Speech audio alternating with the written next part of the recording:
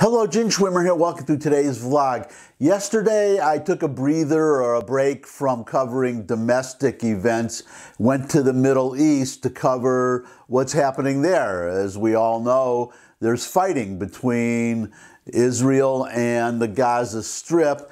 I'm going to talk about that again today. I want to pick up a little bit more on that and on what I was specifically talking about yesterday. But first, I'm going to give you some little updates here on some other events. Mainly just the Maricopa County ballot recount. As you can see in these two photos that I'm putting up, these photos, they're screenshots actually. They're screen captures from two of the 9 cameras that are kept on 24/7.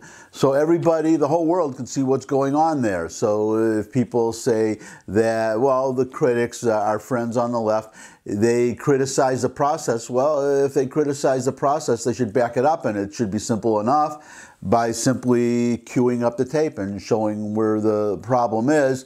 But as you can see in these photos, the arena is just about empty. They're clearing out. I just want to clarify for everybody, in case they're wondering, the audit is not over. They're about a quarter of the way through, 2.1 million ballots to audit, and they've audited about 500,000 of those. So they're about a quarter of the way through. The reason the floor is empty is because they have to vacate for about a week, and then they'll be back because a bunch of high schools have booked that arena for 5 days, I think, for high school graduations. And then when those are done, the auditors can come back, and then they have the place for as long as they want it, or as long as they're willing to pay rent for the place. So there won't be much to say about the actual audit as it's going on next week, because it won't be going on. But I'll just give you one little development, because there may be further developments along this line, which is that the election officials, they're dragging their feet again. They're putting up all these roadblocks. I'm going to quote a letter that the president of the Arizona Senate, Karen Fan, she sent a letter to the person who is in charge of was in charge of the election November 3rd, about turning over all this evidence that they're withholding. Among them, routers. They won't even let the auditors have images of the routers. Never mind the routers themselves. I discussed that in an earlier vlog. If I can remember which one it is, I'll put a link at the end of the video. And I'm going to show you the exact documentation. They're getting these boxes about yay big with the ballots in them. The ballots each contain a pink slip saying how much or how many ballots are in the box, and the numbers are not matching. They're finding there was one case that there were 18 more ballots than were on the pink slip, but there were other ones that were short. Almost all the other ones were all short. One of them was 35 ballots short out of 200. There were supposed to be 200 ballots. They were 35 short. The point is, I did the math, and it's a significant difference. It's more than the margin of Biden's victory. So we have to wonder what are those. Well, who won on each of those ballots? So that's a development so far. Oh, and another development, a meeting was held. Arizona Senate was going to go to court and get a subpoena. Well, all this stuff has already been subpoenaed. They already lost on that, the election officials. They are required by law, by a judge's order, to turn all this stuff over. They are refusing to do that. Also, passwords to the Dominion machines. They're claiming they don't have them. So if they don't have the passwords, then we have to wonder who was running this election, because if they don't have the passwords, they couldn't have run the election, the passwords to the Dominion machine. So Dominion was actually running the election, which is fishy right there, number one. But number two, Dominion is refusing to turn over the passwords also. So I think I'll end up talking next week about a lot of litigation, because the Arizona Senate invited the election officials to come testify and try to work out an arrangement that, well, for instance, the Arizona Senate said, or the auditor said, if Maricopa County does not want to turn over the routers, that the auditors would go to Maricopa County officials and audit the routers there in their presence, with a law enforcement presence too, if they wanted law enforcement to watch to make sure everything was okay. And it's a red herring anyway, because there's no sensitive information, or there should not be, on those routers.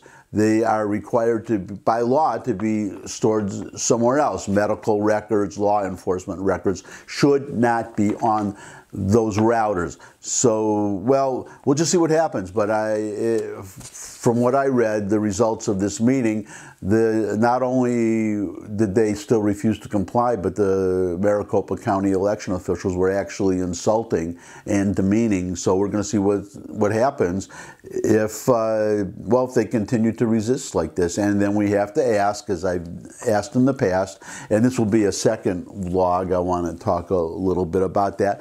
But again, the question is, what are they afraid of?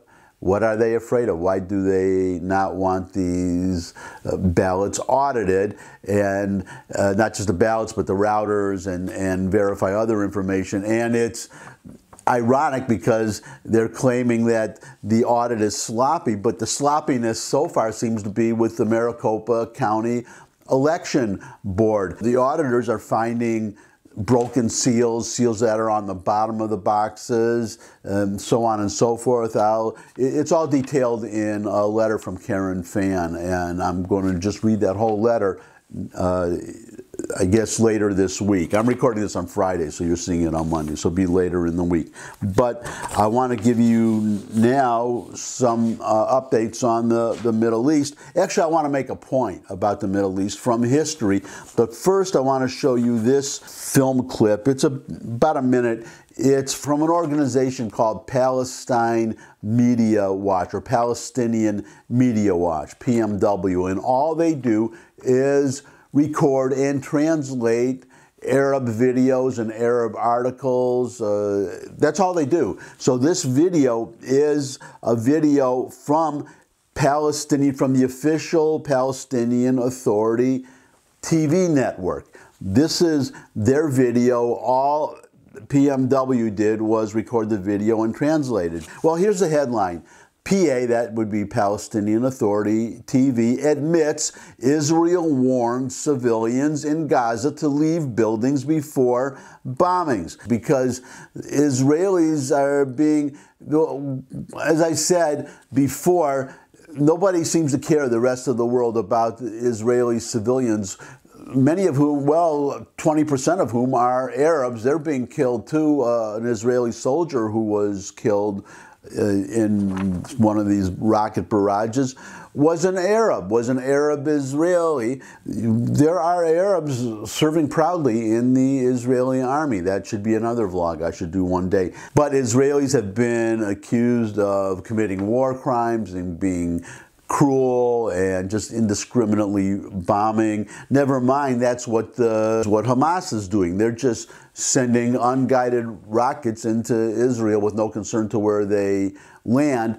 But you have Palestinian Authority TV, their official TV station, admitting that, a reporter on the scene, admitting that Israel does what no other country, including ours, has ever done. We didn't do this in World War II. We didn't do it in any war we've ever been in. Warning civilians ahead of time before bombing a building. And why are they bombing the building? They're bombing it because Hamas is putting weapons in private homes, under hospitals and schools. Their whole leadership, their primary leadership, their main headquarters is under a hospital.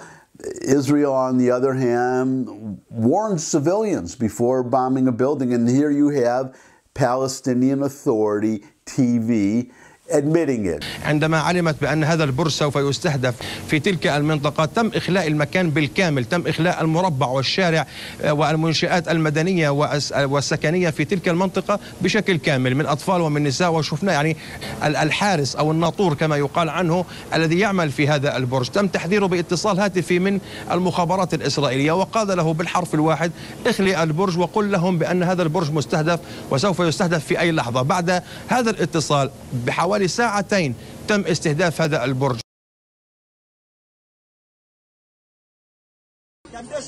قديش بدك وقت انت؟ قديش؟ اقل شي ساعتين ثلاثه، اقل شي ساعتين ثلاثه ما يجيش حد، يعني اروح عند البرج وما اروح عند البرج ما خليش حد يجي.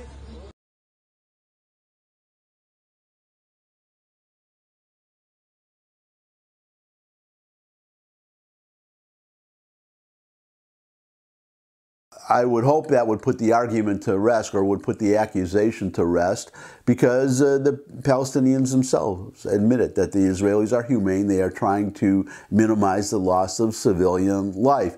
So now I want to move over to not civilian life, to combatant life, to jihadist terrorist life, because the Israelis did something very clever. This is something that we could learn from. They are very, very clever in using non-military means to achieve, well, they're just so creative, and that's what I want to talk about right now. Just give you an example. Recently, well, I'm sure you saw on the news, it was announced that, well, of course, that Israel has been bombing and sending artillery shells into the Gaza Strip, destroying terrorist infrastructure. But it was also announced a day before I'm recording this, about a day before, a little bit more, that the Israeli army, that ground troops were poised to go into Gaza.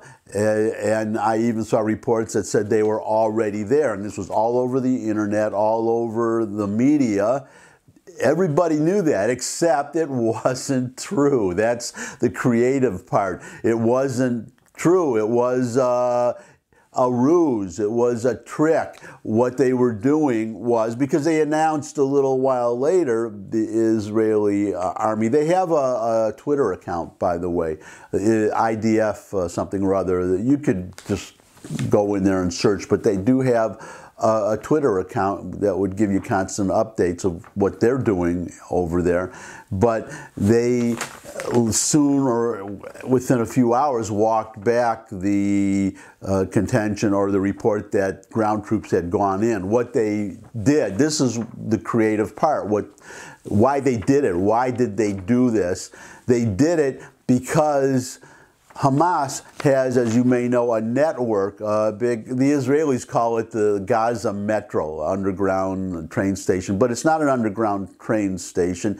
It's a network of underground tunnels to, first of all, allow members of Hamas to move around through the tunnel, to move from place to place without being exposed or visible to air attacks. And the Israelis know where these tunnels are. That's the other important part. You'll see why in a moment. But these tunnels are also staging areas from which to attack Israeli troops. The Israeli troops would come in, and then the jihadists, the terrorists, would pop out of these tunnels and attack the soldiers. They would just pop out at different points. So what the Israelis did, they gave every impression that ground troops were about to come in. What happened? The terrorists went into the tunnels. They went into the tunnels, a whole bunch of them, so that they could be ready to attack the Israeli troops when they came in.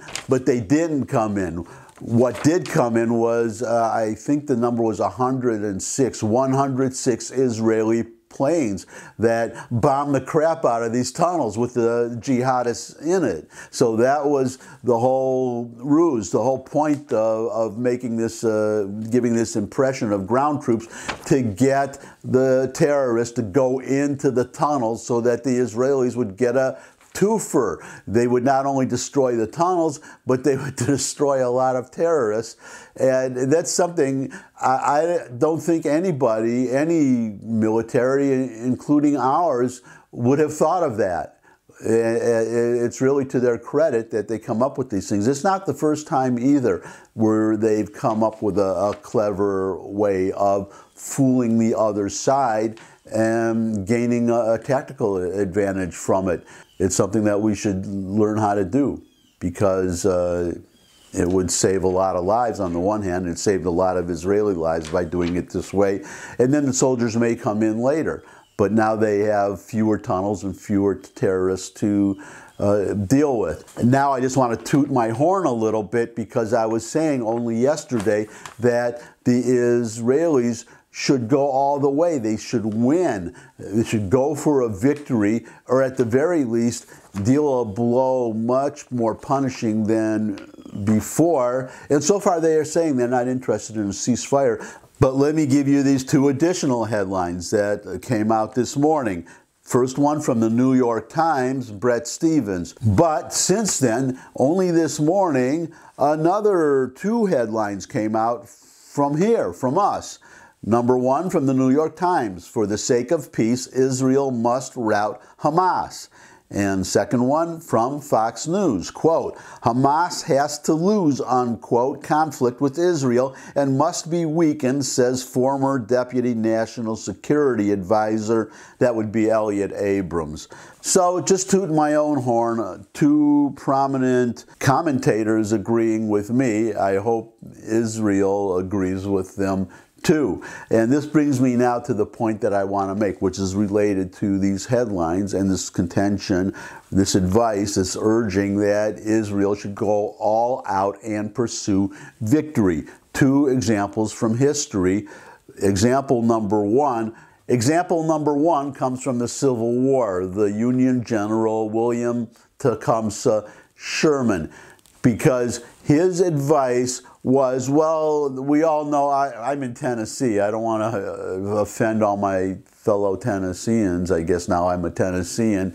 I mean, the war ended a long time ago, but still, I don't want to hurt anybody's feelings. But he made a very good point, which the South during the Civil War got very well, which is that in war, you have to make war so devastating that the people who are defeated will never contemplate going to war again. And obviously he was right in that respect, because the Civil War was never repeated in this country, and I hope it won't be repeated. All the strife we're seeing these days and the conflict that we're seeing these days, I hope it won't be repeated. But I grew up in the North. I live in the South. Everybody gets along fine. We get along with Germany and Japan, though we had wars, and it's because they were soundly defeated. So there was no way to harbor resentment such that they would be planning another war. So that's one example from the Civil War. But there's another example, more recent, from World War II, FDR. World War II, people don't know there was a name, Canaris. You never heard that name probably. It's very, I don't remember the first name, but he was the head of what was the Abwehr, which was the equivalent of the CIA, Nazi Germany's intelligence organization. Canaris wanted to, he saw that a year before Germany was defeated, he could see that the defeat was coming. He could see that Germany was going to lose the war. Canaris sent secret messages to the Allies saying that he wanted to arrange for Germany to surrender. So Eisenhower went to FDR with Canaris's message, his offer to surrender, and a request of what the terms would be. What would the surrender terms be, the terms of surrender? FDR said there would be no terms. It would have to be unconditional surrender or nothing.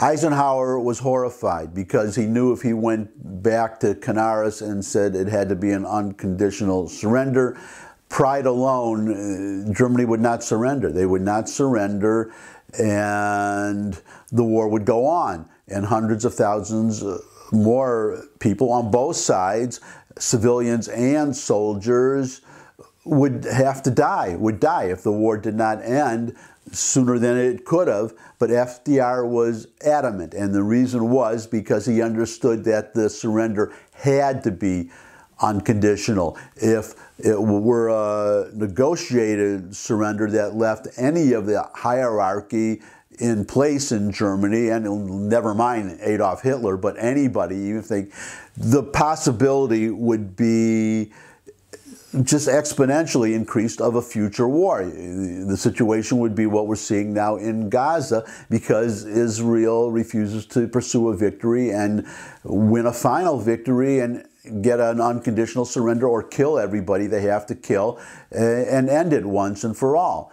And that's why they have these repeated wars, because they refuse to do something that would just make war impossible, unthinkable, or ideally both. And that's it for today. So thanks for stopping by. As always, I really appreciate the time you spend with me. I would appreciate a thumbs up if you could spare one. And, well, you have two thumbs, right? Maybe you give me two thumbs one of these days. But anyways, a thumbs up. And if you have any comments, comment section below the video. You can put questions, suggestions for future topics. You could subscribe. I love getting new subscribers, of course.